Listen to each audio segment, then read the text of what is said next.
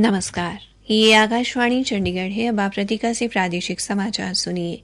पहले इस बुलेटिन के मुख्य समाचार। प्रधानमंत्री नरेंद्र मोदी ने लोगों से इस दिवाली को 140 करोड़ भारतीयों की मेहनत की दिवाली बनाने का आह्वान किया। केंद्रीय आयुष मंत्री सर्बानंद सोनोवाल ने आज पंचकुला में 8वें राष्ट्रीय आयुर्वेद दिवस समारोह को संबोधित किया। श्री सोनोवाल ने कहा कि परमाणु ऊर्जा, कीटनाशकों एवं विषैले पर्यावरण के इस युग में आयुर्वेद वरदान की तरह है। हरियाणा के मुख्यमंत्री मनोहर लाल ने आज गुरुग्राम में 109 करोड़ रुपए से अधिक की लागत से वाटिका चौक पर बने अंडरपास का उद्घाटन किया। हरियाणा राज्य कृषि विपणन बोर्ड के कर्मचारियों को बोनस देने का निर्णय लिया गया और आज धनतेरस का त्यौहार पूरी श्रद्धा एवं उल्लास के साथ मनाया जा रहा है। अब समाचार विस्तार से। प्रधानमंत्री नरेंद्र मोदी ने लोगों से इस दिवाली को 140 करोड़ भारतीयों की मेहनत की दिवाली बनाने का आह्वान किया है। एक सोशल मीडिया पोस्ट में श्री मोदी ने कहा कि ये उद्यमियों की रचनात्मकता और अथक जज्बे के कारण लोग स्थानीय उत्पादों की ओर आकर्षित हो रहे हैं और भारत प्रगति कर रहा है। उन्होंने आशा व्यक्त की कि ये पर्व आत्मनिर्भर भारत का सूत्रपात करेगा। हरियाणा के पंचकुला में एक खरीदार ने श्री मोदी के इस कथन का अनुमोदन करते हुए आकाशवाणी को बताया,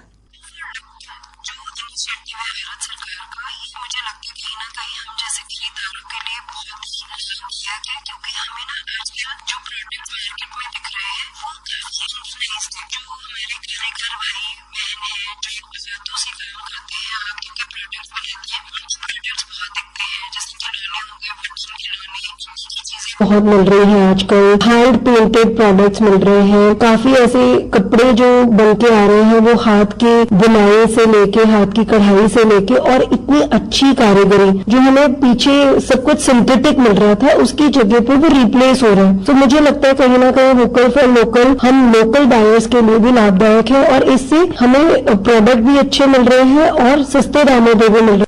एक अन्य पोस्ट में प्रधानमंत्री ने इस बात पर संतोष जताया कि आज दिवाली के त्योहार पर देश का हर घर सरकार की जन कल्याणकारी योजनाओं से रोशन है। केंद्रीय आयुष मंत्री सर्बानंद सोनोवाल ने कहा कि आयुर्वेदिक दवा भारत की हजारों वर्ष पुरानी संस्कृति का हिस्सा रही है और ये प्राचीन काल से ही जीवन शैली, समाज, शिक्षा और जनसेवा से जुड़ी रही है। श्री सोनोवाल आज पंचकुला के इंद्रधनुष ऑडिटोरियम में 8वें राष्ट्रीय आयुर्वेद दिवस समारोह के उद्घाटन के बाद संबोधित कर रहे थे।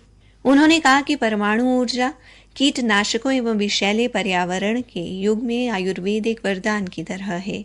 उन्होंने कहा कि हर वर्ष आयुर्वेद दिवस का आयोजन करने से विश्व भर में इसे ख्याति मिली है। आयुष मंत्री ने कहा कि वैश्विक प्रसार के कारण दुनिया भर में औषधीय पौधों की मांग बढ़ी है। उन्होंने कहा कि युवा और आमजन कृषि, बागवानी और पशु रोग चिकित्सा से संबंधित आयुर्वेदिक उत्पाद तैयार करने के स्टार्टअप शुरू कर सकते हैं क्योंकि इनकी सफलता की पूरी संभावना है। श्री सोनोवाल ने कहा कि ऐसे स्टार्टअप के विकास से भारत की अर्थव्यवस्था मजबूत होगी और आत्मनिर्भरता बढ़ेगी। उन्होंने बताया कि 8वें आयुर्वेद दिवस पर आयुर्वेद दिवस की माइक्रो वेबसाइट का निर्माण किया गया है। उन्होंने कहा कि आयुर्वेद फॉर वन हेल्थ और G20 शिखर सम्मेलन के वैश्विक थीम वसुधैव कुटुंबकम ने दुनिया पर अमिट छाप छोड़ी है। समारोह में विशिष्ट अतिथि के तौर पर शामिल हुए केंद्रीय आयुष राज्य मंत्री मुंजपारा महेंद्र भाई ने कहा कि आयुर्वेद केवल मानव स्वास्थ्य तक ही सीमित नहीं बल्कि इससे जुड़ी अन्य धाराएं, वृक्ष आयुर्वेद एवं पशु आयुर्वेद सभी मिलकर एक स्वस्थ आयुर्वेद पारिस्थितिकी तंत्र का निर्माण करते हैं। विशिष्ट अतिथि हरियाणा विधानसभा के अध्यक्ष ज्ञानचंद गुप्ता ने आयुर्वेद के विकास के लिए हरियाणा सरकार द्वारा किए जा रहे प्रयासों को रेखांकित किया और आयुर्वेद दिवस मनाने के लिए आयुष मंत्रालय की सराहना की। केंद्रीय आयुष मंत्री ने इस अवसर पर millets the nutritious cereals magazine के विशेष अंक, कई पुस्तकों का विमोचन किया और आयुर्वेद जिंगल जारी किया। आकाशवाणी चंडीगढ़ के समाचार सेवा प्रभाग द्वारा मेरी माटी मेरा देश अभियान के तहत शुरू की गई प्रश्नोत्तरी प्रतियोगिता का आज का प्रश्न है, स्वतंत्र भारत के पहले शिक्षा मंत्री मौलाना अबुल कलाम आजाद का पूरा नाम क्या था? अपने उत्तर newsaircht@gmail.com पर तुरंत मेल करें। कल पूछे गए प्रश्न का उत्तर है, महान स्वतंत्रता सेनानी सुरेंद्र नाथ बनर्जी को राष्ट्र गुरु के नाम से जाना जाता है। और ये सही उत्तर देने वाले हमारे विजेता हैं पंजाब के जालंधर से रमनप्रीत सिंह। प्रादेशिक समाचार आकाशवाणी चंडीगढ़ से प्रसारित किए जा रहे हैं। हरियाणा के मुख्यमंत्री मनोहर लाल ने गुरुग्राम में ढांचागत तंत्र को विस्तार देते हुए आज वाटिका चौक पर नवनिर्मित अंडरपास का उद्घाटन किया। गुरुग्राम महानगर विकास प्राधिकरण द्वारा भारतीय राष्ट्रीय राजमार्ग प्राधिकरण के माध्यम से 109 करोड़ 14 लाख रुपए की लागत से तैयार किए गए लगभग 1 किलोमीटर लंबे इस अंडरपास के शुरू होने से दक्षिण परिधीय सड़क से गोल्फ कोर्स विस्तार मार्ग के बीच यातायात सुगम होगा तथा गुरुग्राम बादशाहपुर मार्ग पर वाटिका चौक लाल बत्ती पर भी वाहनों का दबाव कम होगा। मुख्यमंत्री ने उद्घाटन कार्यक्रम को संबोधित करते हुए प्रदेशवासियों को धनतेरस के शुभ अवसर की बधाई दी।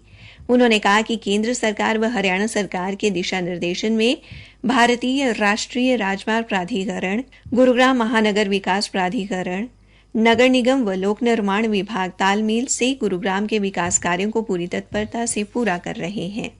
मुख्यमंत्री ने मौजूदा सरकार के कार्यकाल में हुए गुरुग्राम के विकास का उल्लेख करते हुए कहा कि निर्धारित समय अवधि से पहले व तय बजट में निर्मित ये वाटिका चौक का अंडरपास गुरुग्राम के विकास को नई गति प्रदान करेगा। उन्होंने कहा कि वर्ष 2014 से पहले गुरुग्राम जिले में कोई अंडरपास नहीं था, जबकि पिछले 9 वर्षों में गुरुग्राम में कुल 16 अंडरपास का निर्माण किया गया है। इससे लोगों के समय व ईंधन दोनों की बचत हो रही है। इसी प्रकार वर्ष 2014 से पहले गुरुग्राम में कुल 8 ऊपरगामी पुल थे, वहीं अब इनकी संख्या 24 हो गई है।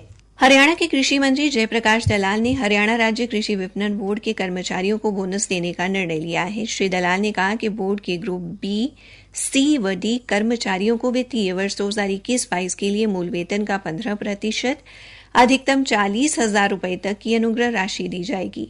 उन्होंने कर्मचारियों को बोनस देने के लिए स्वीकृति प्रदान करने हेतु मुख्यमंत्री मनोहर लाल का आभार व्यक्त किया। हरियाणा विद्यालय शिक्षा बोर्ड ने हरियाणा अध्यापक पात्रता परीक्षा के लिए ऑनलाइन आवेदन करने की अंतिम तिथि कल तक बढ़ा दी है। बोर्ड के प्रवक्ता ने कहा कि अंतिम तिथि को आगे नहीं बढ़ाया जाएगा। एचटेट का आयोजन 2 व 3 दिसंबर को करवाया जाएगा। हरियाणा के आयुष निदेशालय को 100 आयुष स्वास्थ्य एवं कल्याण केंद्रों के लिए प्रतिष्ठित national accreditation board of hospitals and health care providers certificate से सम्मानित किया गया है। सरकारी प्रवक्ता ने बताया कि ये उपलब्धि न केवल गुणवत्तापूर्ण स्वास्थ्य देखभाल के प्रति विभाग की अटूट प्रतिबद्धता को दर्शाती है, बल्कि ये देश में अब तक किसी भी राज्य द्वारा हासिल की गई सर्वोच्च उपलब्धि है। हरियाणा और चंडीगढ़ में आज धनतेरस का त्योहार पूरी श्रद्धा एवं उल्लास के साथ मनाया जा रहा है। विभिन्न जगह से मिली रिपोर्ट के अनुसार लोगों ने बाजारों में स्थानीय उत्पादों की जमकर खरीदारी की। पानीपत सहित विभिन्न शहरों में सुरक्षा के पर्याप्त प्रबंध किए गए हैं। पलवल में आज अतिरिक्त पुलिस अधीक्षक जसलीन कौर ने भारी पुलिस बल के साथ फ्लैग मार्च भी निकाला। चौधरी चरण सिंह हरियाणा कृषि विश्वविद्यालय के नीलोखेड़ी स्थित विस्तार शिक्षा संस्थान में विस्तार अधिकारियों के लिए प्रभावी संचार कौशल विषय पर आयोजित 5 दिवसीय प्रशिक्षण कार्यक्रम आज संपन्न हो गया। प्रशिक्षण में उत्तर प्रदेश, झारखंड, जम्मू कश्मीर व हिमाचल प्रदेश के विस्तार अधिकारियों ने हिस्सा लिया। एक सरकारी प्रवक्ता ने बताया कि इस 5 दिवसीय प्रशिक्षण के दौरान प्रतिभागियों को संचार के लिए नई नई तकनीकों को जानने का मौका मिला, जिनके माध्यम से वे अपने कार्यक्षेत्र में और भी अधिक कुशलता के साथ काम कर सकेंगे। उन्होंने बताया कि इस प्रशिक्षण कार्यक्रम के समापन समारोह के दौरान आयुर्वेद दिवस भी मनाया गया, जिसमें प्रतिभागियों के साथ आयुर्वेद से जुड़ी जानकारियां साझा की गई। प्रतिभागियों को आयुर्वेद के साथ साथ प्राकृतिक चिकित्सा एवं मोटे अनाज के लाभ के बारे में भी बताया गया। अंत में मुख्य समाचार एक बार फिर। प्रधानमंत्री नरेंद्र मोदी ने लोगों से इस दिवाली को 140 करोड़ भारतीयों की मेहनत की दिवाली बनाने का आह्वान किया है। केंद्रीय आयुष मंत्री सर्बानंद सोनोवाल ने आज पंचकुला में 8वें राष्ट्रीय आयुर्वेद दिवस समारोह को संबोधित किया। इसी के साथ ये समाचार बुलेटिन समाप्त हुआ।